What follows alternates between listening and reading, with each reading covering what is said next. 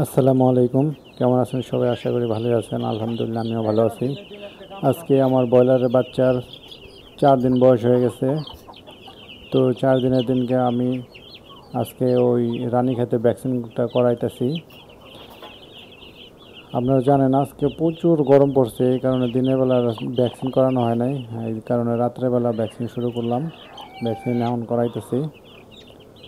তো আলহামদুলিল্লাহ আমার বাচ্চাগুলো সবটি সুস্থ আছে। একটাও এখন পর্যন্ত কোনো সমস্যা হয় নাই। খাওয়া দাওয়া ঠিকঠাক করতেছে। তারপরও এগুলো বাচ্চা ব্রয়লার খুবই দুষ্ট। শুয়ে শুয়ে খাওয়া দাওয়া করে, শুয়ে শুয়ে পানি খায়।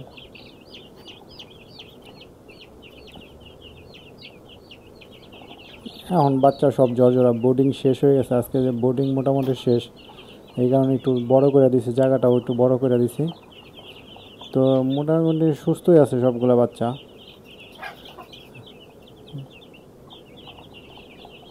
তো আজকে রানীক্ষেতে ভ্যাকসিনটা আমারও আরও অনেকগুলো বাচ্চা মুরগি আছে, দেশি মুরগি, ওগুলারও করাই হলো। এটা হলো আপনার 300 ভ্যাকসিন করা, 300 মুরগি ভ্যাকসিন করা যাইব এরকম ড্রপ।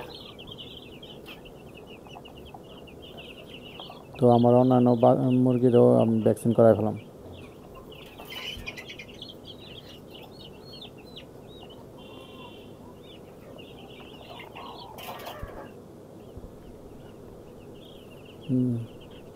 দেখেন আলহামদুলিল্লাহ সবগুলো বাচ্চা এখন সুস্থ আছে। নতুন খাবার, নতুন পানি, পানির সাথে নতুন একটা ওষুধ দিছি, AD3।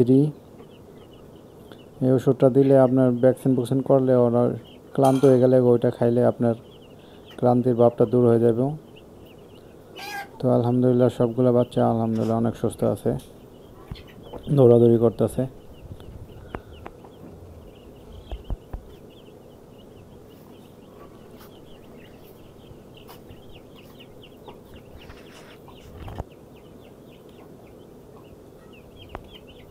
দেখেন আমার ভিডিওটা যদি ভালো লাগে তাহলে অবশ্যই সবাই একটু লাইক কমেন্ট শেয়ার করবেন।